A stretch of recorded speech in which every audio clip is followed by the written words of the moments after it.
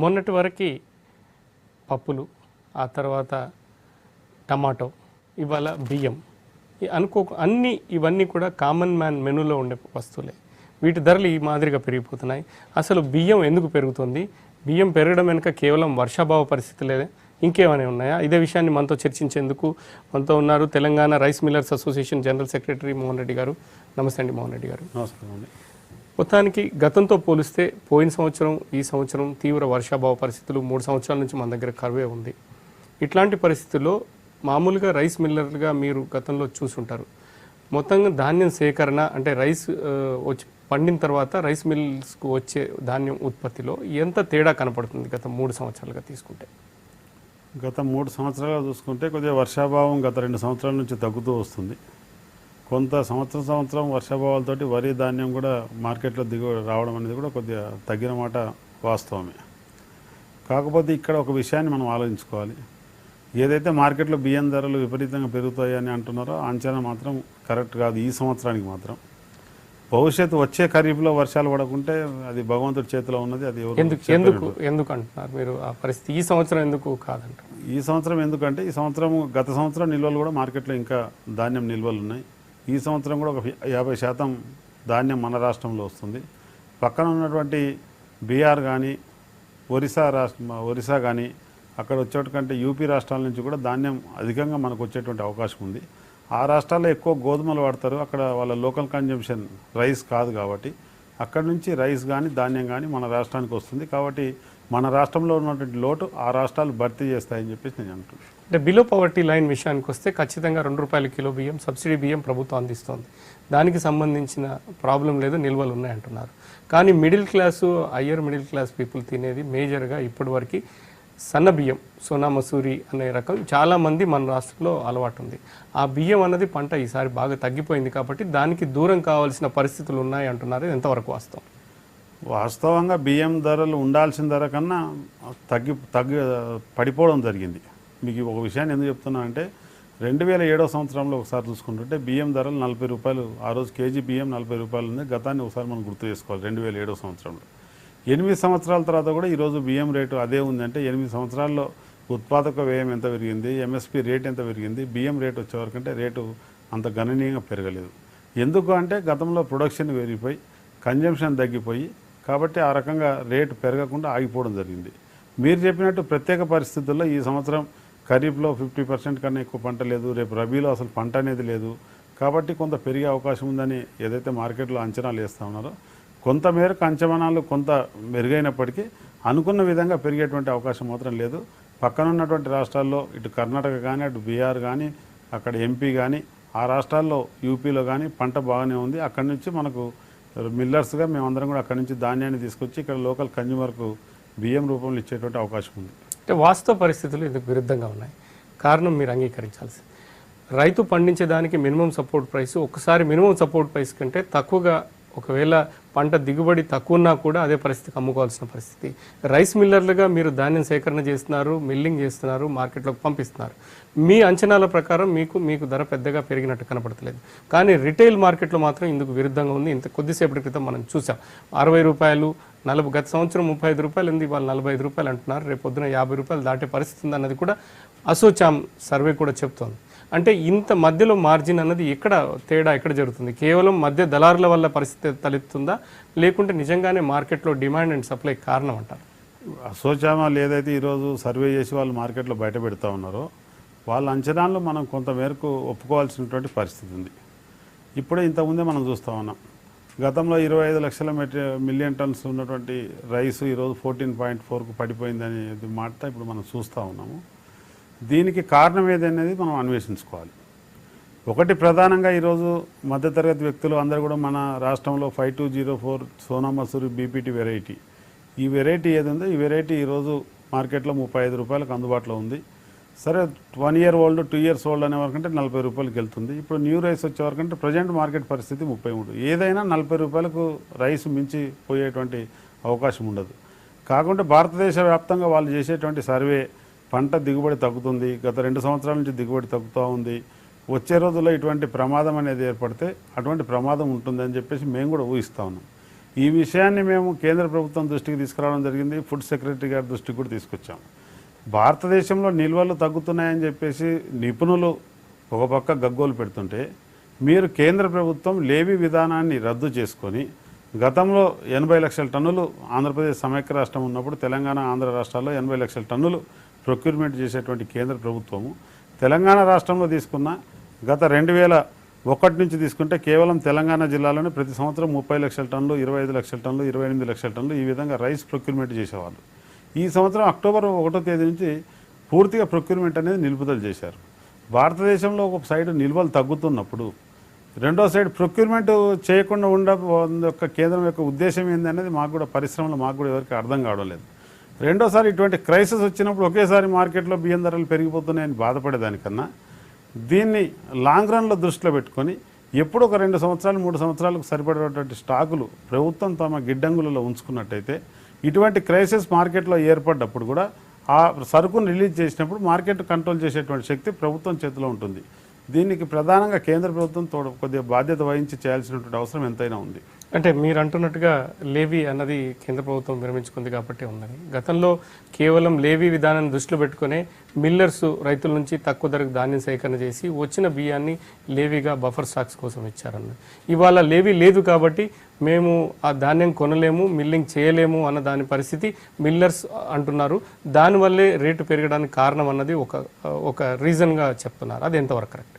అది కరెక్ట్ కాదు. అంటే గతంలో రైతు దగ్గర ఎంఎస్పీకి ధాన్యం కొనుగోలు చేసే శక్తి మిల్లర్కు ఉండేది. ఎందుకంటే ప్రభుత్వం 75% లేవీ తీసుకుంటుండే కాబట్టి రైతు దగ్గర కొనుగోలు చేసేంత ధాన్యంలో 75% వాళ్ళు ఎప్పుడైతే లేవీ తీసుకుంటున్నారో ఒక బయ్యర్ అనే వాళ్ళు కేంద్ర ప్రభుత్వం మిల్లర్స్కి అనేది ఉండేది. మిగతా 25% మాత్రమే బహిరంగ మార్కెట్లో అమ్ముకునేటువంటి అవకాశం ఉంది. ఈ రోజు ఏమంటున్నారు, 100% మీరు ధాన్యం కొనుగోలు చేసి 100% మీరు బహిరంగ మార్కెట్లో అమ్ముకోండి అని చెప్పేసి ఈరోజు ప్రభుత్వం చెప్తా ఉంది. దాని ద్వారా 100% కొనుగోలు చేసి స్టాక్ పెట్టుకునేటంత శక్తి మిల్లర్ల దగ్గర లేదు.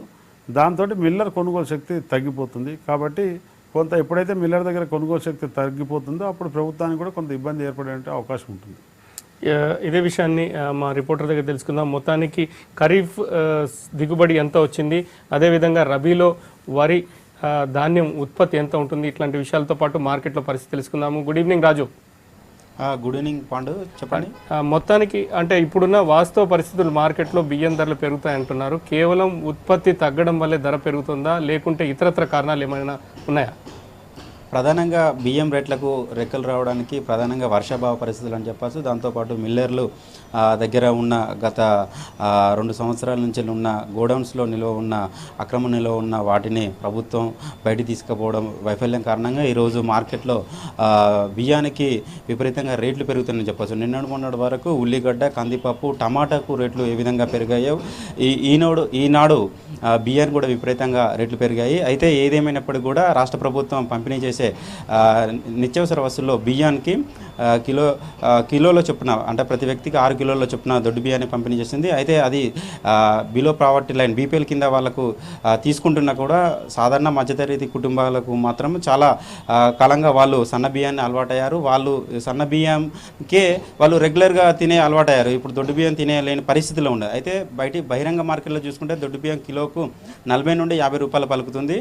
మరికొద్ది రోజులలో ఇది 60-70 రూపాయల దాకా పోయే అవకాశం ఉందని ఇప్పటికే జాతీయ స్థాయి సర్వే రిపోర్ట్ కూడా ప్రకటించింది. ఇప్పటికైనా రాష్ట్ర ప్రభుత్వం అలర్ట్ కావాలి. 2 రాష్ట్రాల్లో వర్షాభావ పరిస్థితుల వల్ల గత 2 సంవత్సరాలుగా 2 రాష్ట్రాల్లో వర్షాభావ పరిస్థితులను సాగు విస్తరణ పూర్తిగా పడింది. ఖరీఫ్ సాధారణ సాగు విస్తరణ ఒకసారి పరిశీలిస్తే 10,59,000 హెక్టార్లో సాగవాలి. కానీ ఈసారి ఖరీఫ్ సాగు విస్తీర్ణం తెలంగాణలోనే 6 లక్షలకే పడిపోయింది. అంటే సగానికి సగం ఖరీఫ్ పూర్తిగా పడిపోయింది. ఇక రబీ సాగు విస్తీర్ణం పరిశీలిస్తే రబీ సాధారణ సాగు విస్తీర్ణం 7 లక్షల్లో సాగవాలి. కానీ ఇప్పటి వరకు ఎక్కడ సాగైన పరిస్థితి లేదు. కొద్దిగా వాటర్ ఫెసిలిటీస్ ఉన్న చోట్లలోనే 1000 ఎకరాల్లో సాగైంది. అంటే 0.1% సాగైందని చెప్పచ్చు. ఇదే పరిస్థితి వచ్చే సంవత్సరం కూడా కొనసాగితే 2 రాష్ట్రాల్లో కూడా ఆహార ధాన్యాలకు విపరీతమైన కొరత ఏర్పడే అవకాశం ఉంది. ఇదే పరిస్థితి 2 రాష్ట్రాలు కాదు, దేశవ్యాప్తంగా వర్షాభావ పరిస్థితుల వల్ల చాలా వరకు ఆహార ధాన్యాల కొరత ఏర్పడే అవకాశం ఉంది.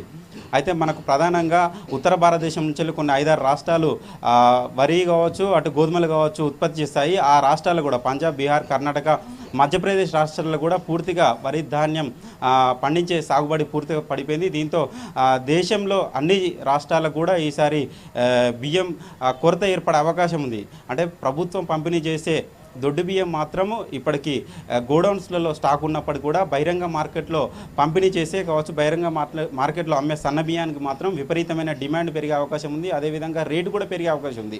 దీనికి కృత్రిమ కొరతను మిల్లర్లు కొద్దిగా క్రియేట్ చేస్తే చాలు ఆ కేజీ బియ్యం 100 రూపాయల వరకు పాకే అవకాశం ఉంది. ఇప్పటికైనా అధికారులు కావచ్చు, ప్రభుత్వం కావచ్చు సన్నద్ధం కావాలి, అదేవిధంగా అప్రమత్తం కావాల్సిన అవసరం ఉంది. ఇప్పటికే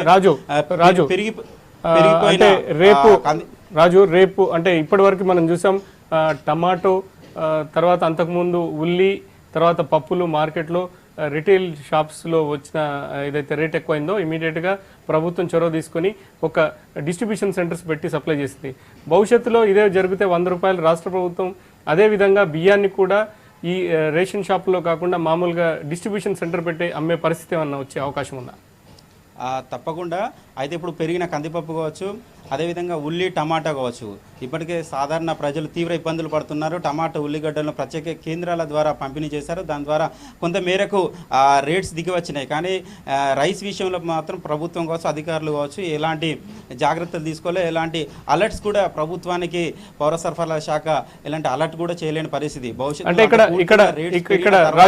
చేసే అవకాశం అయితే కనబడుతుంది. ఇప్పటివరకు అయితే అలాంటి మనకు డైరెక్ట్గా చెప్తున్నారు కొంతమంది అధికారులు, రేటు పెరిగే అవకాశం ఉండదు. కొంత మేరకు మేము పబ్లిక్ డిస్ట్రిబ్యూట్ చేసే రైసు అన్ని గోడౌన్స్లో చాలా వరకు నిల్వలే ఉన్నాయి అంటున్నారు. కానీ సన్న బియ్యం విషయంలో మాత్రం అలర్ట్ తీసుకోలేని పరిస్థితి కనబడుతుంది. ప్రభుత్వం కూడా దాని మీద దృష్టి సారించట్లేదు. దీని మీద తక్షణం దృష్టి సారించాల్సిన అవసరం ఎంతైనా ఉంది. పాండు అంటే ఇప్పటివరకు పప్పులు, తర్వాత ఇతరతర నిత్యావసర వర్కులు సప్లై, అదేవిధంగా సబ్సిడీ బియ్యం సప్లై వరకే సివిల్ సప్లై డిపార్ట్మెంట్ పరిమితం అవుతుంది. మిడిల్ క్లాస్ వాడుతున్న ఈ సన్న బియ్యం రకం మీద మార్కెట్లో, బహిరంగ మార్కెట్లో మిల్లర్లు అంటే ఇక్కడ గోడౌన్లలో దాచిన అక్రమంగా నిల్వ ఉంచిన వీటి మీద సివిల్ సప్లై ఏమన్నా దృష్టి పెట్టే అవకాశం ఉందా? ఆ దిశగా ఏమన్నా ఆలోచన చేస్తుందా? అయితే ప్రస్తుతము మిల్లర్లకు లెవీ ఎత్తివేయడంతో వాళ్లకు కంప్లీట్గా వాళ్ళ ఆయుపట్టు పూర్తిగా కోల్పోయిందని చెప్పాలి. మిల్లర్లు వాళ్ళ కంప్లీట్గా వాళ్ళు లెవీ మీదనే ఆధారపడి వాళ్ళ బిజినెస్ కొనసాగిస్తారు. కానీ ఈసారి కేంద్ర ప్రభుత్వం లెవీని ఎత్తివేసింది. అదేవిధంగా రాష్ట్ర ప్రభుత్వం కూడా వాళ్ళకు సబ్సిడీ, వాళ్ళకు అంటే మిల్లింగ్ చేసే విధానంలో కూడా కోటాను పెంచాలని చెప్పి దీంతో కొద్ది రోజుల క్రితం వరకు మిల్లర్లు చాలా ఆందోళన చేపట్టారు. దాని మీద చర్చకు కూడా కొనసాగుతుంది. కానీ ఇటు ప్రభుత్వాలు, రాష్ట్ర ప్రభుత్వం అటు కేంద్ర ప్రభుత్వం మిల్లర్ల మీద తమ సమస్యలు పరిశీలించాలని కూడా విజ్ఞప్తులు చేస్తున్న పరిస్థితి. కానీ దాని మీద ఏం పట్టించుకోలేదు. అంటే గత కొన్నేళ్లుగా మిల్లర్ల దగ్గర రైస్ నిల్వ ఉంటుంది కంపల్సరీ. ఎందుకనంటే వాళ్ళు లెవీ తీసుకున్న తర్వాత దాన్ని అమ్ముకునే అవకాశం వాళ్ళకి ఇచ్చింది అప్పుడు గత ప్రభుత్వాలు. కానీ ఇప్పుడు అవి ఎత్తివేయడంతో పూర్తిగా మేము మిల్లింగ్ చేయలేము, మిల్లర్లను రన్ చేయలేము అనే పరిస్థితి ఏర్పడింది. కంప్లీట్గా కొన్ని గోదాంలో అంటే రాష్ట్ర వ్యాప్తంగా దాదాపు వేలాది గోదాంలు మిల్లర్లు ఉన్నాయి. దాని మీద అధికారులు తనిఖీలు చేయాల్సిన అవసరం ఉన్నది. పూర్తిగా మనకు సన్న బియ్యం రేట్లు విపరీతంగా పెరగక ముందుకే వాటిని గోడౌన్ల నుంచి బయటకు తీసుకురావాల్సిన అవసరం ఉన్నది.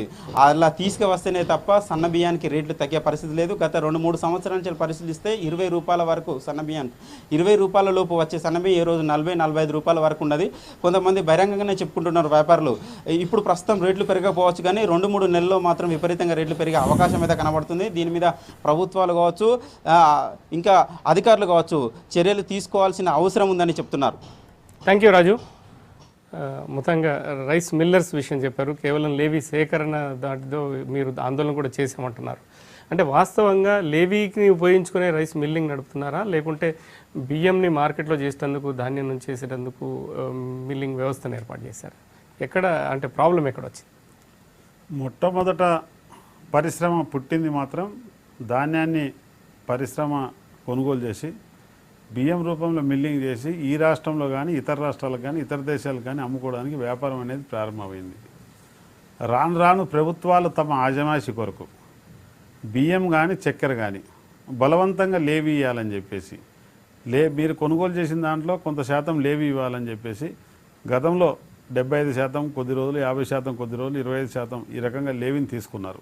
ఆ విధంగా మిల్లర్ను లేవీ ఇచ్చే విధానానికి అలవాటు చేసి సడన్గా ఇప్పుడు 40 సంవత్సరాల నుంచి కొనసాగుతున్నటువంటి అలవాటును ఒకే పర్యాయం మేము ఏమి తీసుకోము అని అనడంలో కూడా ఇండస్ట్రీ కొద్దిగా కొలాప్స్ అయిపోయింది. ఎందుకంటే ప్రభుత్వం కొనుగోలు చేస్తుంది కదా అని చెప్పి ఇండస్ట్రీని పెంచుకుంటూ పోవడం, బ్యాంకులలో కోట్లాది రూపాయలు రుణాలు తీసుకోవడం, 5 లక్షల మంది కార్మికులు ప్రత్యక్షంగా కానీ పరోక్షంగా కానీ ఈ పరిశ్రమను నమ్ముకొని పనిచేసేటువంటి కార్మికుల జీవితాలు కూడా ఏమైపోతాయని చెప్పేసి చాలామంది ఇబ్బంది పడుతూ ఉన్నారు. కాకుంటే మేము ఒక్క విషయం మాత్రం మీకు ఒక అష్యూరెన్స్ ఇస్తున్నాం. ఈరోజు బియ్యం ధరల మీద మార్కెట్లో ఇప్పుడు మీరు టీవీలో చూస్తూ ఉన్నాము, 20 రూపాయలు ఉన్న బియ్యం 40 రూపాయలు అయిపోయిందని. ధాన్యం రేటే గత 2-3 సంవత్సరాల నుంచి 18 రూపాయల నుంచి 20 రూపాయలు కిలో ధాన్యం రేటు ఉంది. ధాన్యంలో ఈరోజు 50% కన్నా బియ్యం ఎక్కువ రాదు బియ్యం. అటువంటిప్పుడు 35 రూపాయల నుంచి 40 రూపాయలు ఈరోజు మా కాస్ట్ పడేటువంటి అవకాశం ఉంటుంది. కాబట్టి బియ్యం రేట్ ఏదైతే ఉందో 35-40 రూపాయలు గత 5-6 సంవత్సరాల నుంచి ఉన్నటువంటి రేటే కానీ పెరిగేటువంటి అవకాశం లేదు. దయచేసి ఇప్పుడు మేము అందరం కూడా మా ఇండస్ట్రీ కూడా మీరు ఈ రకమైనటువంటి మార్కెట్లో అందరికీ కూడా బియ్యం రేట్లు పెరుగుతాయని వాళ్ళకి ఏదైతే అపోహ వస్తుందో దాంతో కూడా 2-3 రూపాయలు పెరిగేటువంటి అవకాశం ఉంటుంది. కానీ మిల్లర్లు ఎక్కడ కూడా అక్రమ నిల్వలు అనేటి మిల్లర్ల దగ్గర మీరు లేవి విషయం మాట్లాడారు. ప్రభుత్వం సడన్గా చేసింది, ఇప్పుడు మేము చాలా నష్టపోతాం ఒకవేళ లేవి అన్నది. ఆ ఇంపాక్ట్ బియ్యం రేటు మీద ఎంత పడే అవకాశం ఉంది? చాలా మంది మిల్లర్లు లేవి తీసుకోకపోతే రేపొద్దున మిల్లింగ్ చేసే పరిస్థితి లేదు, అది ఆటోమేటిక్గా కృత్రిమ కొరత వచ్చే అవకాశం. మీరు ఒక విషయాన్ని దృష్టిలో పెట్టుకోవాలి. 75% లేవి ఇచ్చినప్పుడు ఆ మిల్లు యొక్క ప్రొడక్షన్లో 75% లేవికి మిల్లు నడిపించేవాళ్ళం. కేవలం 25% ఈ మార్కెట్లో కానీ బయట మార్కెట్లో కానీ అమ్ముకునేటువంటి అవకాశం ఉంది. ఇప్పుడు 75% ఉన్నటువంటి బయర్ ఎవరైతే ఉన్నారో తప్పుకున్నప్పుడు కేవలం 25% మీద మిల్లింగ్ చేసినప్పుడు కొన్ని యూనిట్స్ మూతపడేటువంటి అవకాశం ఉంది. అప్పుడు ఆటోమేటిక్గా యూనిట్లు ఎప్పుడైతే మూతపడే అవకాశం ఉందో అప్పుడు కొంత మేరకు మార్కెట్ కూడా కొంత పెరిగేటువంటి అవకాశం ఉంటుంది. కాకపోతే దీనికి ప్రభుత్వం స్పందించి అక్రమ నిల్వలు అనే పదం ఎక్కడైతే వాడుతున్నారో అది తప్పు. ఎందుకంటే ఒక రైస్ మిల్కు ధాన్యం నిల్వలు ఉన్నాయంటే అది అక్రమ నిల్వ కాదు. ఆ రైస్ మిల్కు అది రా మెటీరియల్. ఆ రా మెటీరియల్ అనేది 365 రోజులు ఆ మిల్లులో ఉంచుకుంటేనే 365 రోజులు వినియోగదారుడికి బియ్యం లభ్యమవుతాయి. ఈరోజు నిల్వలు అయితే ప్రభుత్వం గోడాంలలో నిల్వలు పెట్టుకోవాలి, లేదంటే కన్జ్యూమర్ ఇంట్లో రైస్ స్టాక్ చేసుకోవాలి, లేదంటే పండించినటువంటి రైతు తన దగ్గర ఉన్న ధాన్యాన్ని స్టాక్ పెట్టుకోవాలి, లేదంటే మిల్లర్ తాను కొనుగోలు చేసి తన దగ్గర ధాన్యాన్ని ఉంచుకొని ఆ ధాన్యాన్ని సంవత్సరానికి సరిపడా మార్కెట్లోకి రిలీజ్ అనే చేయాలి. ఈ నలుగురిలో ఎవరన్నా ఒక పాత్ర తీసుకోవాలి. అది ఇప్పటివరకు కూడా మిల్లరే ఆ పాత్ర చేస్తూ ఉన్నారు. కాబట్టి మిల్లర్ విషయాన్ని పక్కన పెడితే మొన్నటి పప్పుల విషయానికి తీసుకొస్తే హోల్సేల్ వ్యాపారుల దగ్గర భారీగా అక్రమ నిల్వలు ఉన్నాయి, అంటే సివిల్ సప్లై చేసిన దాడులు దొరకబడి. ఇవాళ బియ్యాన్ని కూడా రేపొద్దున హోల్సేలర్స్ దీన్ని అక్రమంగా నిల్వ చేసి పరోక్షంగా కృత్రిమంగా రేటు పెరిగేందుకు కారణమయ్యే అవకాశాలు ఉన్నాయా? మీరు పప్పులు కానీ ఏ రకమైనటువంటి పంట కానీ మార్కెట్లోకి వస్తుంది 2 నెలలు. ఖరీఫ్లో 1 నెల, రబీలో 1 నెల. ఈ 2 నెలల్లో వచ్చేటువంటి దాన్ని ప్రొక్యూర్మెంట్ చేసి ఎవరి దగ్గర పెట్టుకోవాలి? నేను అందుకే చెప్పాను ఇంతకుముందు. అయితే ట్రేడర్ దగ్గరనే పెట్టుకోవాలి, లేదంటే వినియోగదారుడి దగ్గరనే పెట్టుకోవాలి, లేదంటే పంట పండించిన రైతు దగ్గరనే పెట్టుకోవాలి. ఈ ముగ్గురు కానప్పుడు ప్రభుత్వం దగ్గరనే పెట్టుకోవాలి. అంటే ఇక్కడే కీలకమైన విషయం, పండించిన రైతు పెట్టుబడి పెట్టి తన దగ్గర ఉంచుకోలేని పరిస్థితి. అదేవిధంగా ప్రస్తుతం ఉన్న పరిస్థితుల కారణంగా వినియోగదారుడు ఒక 3-4 నెలలకు సంబంధించిన ధాన్యాన్ని, అంటే ఒక బియ్యాన్ని కావచ్చు పప్పులు కావచ్చు నిల్వ చేసుకునే పరిస్థితి. ఏ నెలకు ఆ నెల బడ్జెట్ చూసుకొని కొనుక్కోవాల్సిన పరిస్థితి. ఖచ్చితంగా మిల్లర్ కానీ హోల్సేలర్ కానీ నిల్వ చేసుకోవాలి. కేవలం ఇదే కారణం వల్లే ధరల పెరుగుదలకు నిత్యావసర సరుకుల విషయంలో వస్తుంది అన్నది ఒక ప్రధానమైన ఆరోపణ. అటువంటి నిల్వలు ట్రేడర్ దగ్గర కానీ మిల్లర్ దగ్గర ఉండకుండా ప్రభుత్వమే కొంతమేరకు నిల్వ చేసుకుంటే 12 నెలల్లో కనీసం 3 నెలలకు సరిపడా సరుకులైనా ఏ రకమైన అది బియ్యం కావచ్చు, పప్పులు కావచ్చు, ఉల్లిగడ్డ కావచ్చు, ఒక 25% ప్రభుత్వ మార్కెటింగ్ గిడ్డంగులలో నిల్వ చేసుకున్నటువంటి ఇటువంటి పెరిగే అవకాశం అనేది ఉండదు కదా. కాబట్టి నేను ఈరోజు కన్జ్యూమర్లకు కూడా రిక్వెస్ట్ చేస్తున్నాను, అంత ఆందోళన చెందాల్సిన అవసరం లేదు. మార్కెట్ ఫ్లక్చుయేషన్లో 2-3 రూపాయలు హెచ్చు తగ్గులు అనేది ఎప్పుడు కూడా ఉంటుంది. ఈ సంవత్సరం కొంత పంట షార్టేజ్ ఉన్నటువంటి మాట వాస్తవమే. అదే రకంగా ఎప్పుడైతే పంట రైతు కూడా ఈరోజు దిగుబడి రాక ఇబ్బంది పడుతున్నారు, అటువంటి సమయంలో కొంత 10-15% పెరిగినప్పటికీ కూడా ఇప్పుడు మన నిపుణులు చెప్పుకుంటుంటే 100 రూపాయల కిలో బియ్యం అయితే అనేది భయపడాల్సిన అవసరం లేదు. మేము మా రైస్ మిల్ అసోసియేషన్ తెలంగాణ తరఫున ప్రభుత్వానికి మేము ఒకటే చెప్తా ఉన్నాం, 40 రూపాయలకు కిలో బియ్యం, 40 రూపాయలకు 365 రోజులు ఎప్పుడంటే ఎక్కడంటే అక్కడ మేము సప్లై చేయడానికి సిద్ధంగా ఉన్నాం. మీ ప్రభుత్వానికి ఎంత క్వాంటిటీ కావాలనో, ప్రజలకు ఎంత క్వాంటిటీ కావాలనో మాతో చర్చలు జరిపి ఆ క్వాంటిటీ ఈ రాష్ట్రంలో పంట లేకున్నా ఇక్కడ ఇండస్ట్రీ ఉంది కాబట్టి పక్క రాష్ట్రాల నుంచైనా కానీ మేము దిగుమతి చేసి ఇక్కడ కావాల్సినటువంటి వినియోగదారుడికి అందుబాటులో ఉంచే విధంగా ఇండస్ట్రీ తరఫున మేము ప్రామిస్ చేస్తూ ఉన్నాం. కాబట్టి ఆ రకంగా ప్రభుత్వం కూడా ఎంత తీసుకుంటారు, ఏ మంత్రులు ఎంత తీసుకుంటారు అనేది ప్రభుత్వం కూడా ఆలోచన చేయాల్సినటువంటి అవసరం ఉంది. అంటే గతంలో మీరు చెప్పినట్టే గతంలో మొన్న పప్పులు క్రైసిస్ వచ్చినప్పుడు పప్పు మిల్లర్స్ వాళ్ళు బహిరంగ మార్కెట్లో కౌంటర్లు పెట్టి అమ్మారు. రేపు పొద్దున ధర పెరిగితే రైస్ మిల్లర్స్ తరఫున మీరు కూడా అదే రేటుకి, అంటే మామూలు రేటుకి, ఇప్పుడున్న ప్రస్తుతం ఉన్న రేటుకి మీరు బియ్యం అందిస్తారని హామీ ఇస్తున్నారా? మేము 2500 రైస్ మిల్లు రాష్ట్రంలో మా ఉన్నాయి. 2500 రైస్ మిల్ల దగ్గర కూడా 40 రూపాయల కిలో బియ్యం సంవత్సరం మొత్తం ఇవ్వడానికి మేము సిద్ధంగా ఉన్నాం. అక్కడ ఎక్కడ కూడా ఇబ్బంది పడదు. కాకపోతే మేము ఒకటి చెప్తున్నాం, పెరగదు అనేది మనం భవిష్యత్తు చెప్పడానికి లేదు. ఎందుకంటే దాన్ని ఈరోజు కేంద్ర ప్రభుత్వం ఆలోచించాల్సినటువంటి విషయం. ఈ సంవత్సరం కరువు ఉంది, వచ్చే రోజుల్లో కూడా కరువు అనేది కంటిన్యూ కొనసాగితే భారతదేశం ఏ దేశానికైనా అన్నం పెట్టే శక్తి ఈరోజు భారతదేశానికి ఉంది. భారతదేశంలోనే కరువు ఏర్పడ్డప్పుడు ప్రపంచంలో ఏ దేశం నుంచి భారతదేశానికి దిగుమతి చేసుకోగలుగుతారని చెప్పేసి కేంద్ర ప్రభుత్వం ఒకసారి ఆలోచన చేసుకోవాలి. దానికి రాష్ట్ర ప్రభుత్వం కూడా ఆ విధంగా ఆలోచన చేసి కేంద్రం మీద అన్ని రాష్ట్రాల ముఖ్యమంత్రులు ఒత్తిడి తీసుకొచ్చి నిల్వలు అనేది ఉండాలనేది. ఇప్పుడు కేంద్ర ప్రభుత్వం ఉద్దేశం ఈరోజు నిల్వలు 2.5 మిలియన్ టన్స్ అక్కడి నుంచి తగ్గుతూ వస్తున్నా కానీ ఆ రకంగా బఫర్ పెట్టడం లేదు. ఇది భవిష్యత్తులో మన దేశానికి మాత్రం పెద్ద ప్రమాదంగా ఏర్పడుతుంది. బఫర్ అనేది అవసరము. దేశంలో బఫర్ కాపాడాల్సిన బాధ్యత కేంద్ర ప్రభుత్వం మీద ఉంది. కేంద్ర ప్రభుత్వం తన బాధ్యతను తప్పించుకొని ఫుడ్ కార్పొరేషన్ ఆఫ్ ఇండియాను నిర్వీర్యం చేస్తూ అక్కడ ఫుడ్ కార్పొరేషన్ ఆఫ్ ఇండియాకు ఏదైతే సబ్సిడీ వస్తుందో ఆ సబ్సిడీ అంతా కూడా కేవలం ఆంధ్ర తెలంగాణ రాష్ట్రాలకే చెందకుండా ఇది యావత్ భారతదేశం అంతా కూడా చెందే విధంగా ఈ నిల్వలు తగ్గించేసి ఈ బీపీఎల్కు బిలో ఉన్నటువంటి ప్రాపర్టీ ఉన్నటువంటి ప్రజలందరికీ కూడా ఏదో స్టేట్ కింద బడ్జెట్ అనేది కేటాయించి ఈ విధంగా తప్పుకోవాలని వాళ్ళు చూస్తూ ఉన్నారు. ఇది నార్త్ ఇండియన్స్ ఉత్తర భారతంలో వాళ్ళు పన్నిన కుట్రతోటే ఈ విధంగా జరుగుతుంది. దీంతో తెలంగాణ రాష్ట్రం, ఆంధ్ర రాష్ట్రం 2 రాష్ట్రాలు కూడా నష్టపోతుంది. భవిష్యత్తులో కూడా నష్టపోయేటువంటి అవకాశం ఇంకా ఎక్కువ ఉంది. థ్యాంక్ యూ అండి మోహన్ రెడ్డి గారు. మొత్తానికి చెప్పిన దాని ప్రకారం బఫర్ స్టాక్ విషయాన్ని ఒకవేళ మెయింటైన్ చేయాలి. అదేవిధంగా ప్రభుత్వం లేవీ సేకరణ అయితే కేంద్ర ప్రభుత్వం మానేసిందో దాన్ని మళ్ళీ తిరిగి తీసుకుంటే తప్ప మార్కెట్లో రేట్ అన్న దాని మీద నియంత్రణ పెద్దగా ఉండే అవకాశం లేదు అన్నది వ్యక్తమవుతుంది. ఇది 5 PM discussion. Keep watching V6 news as it is.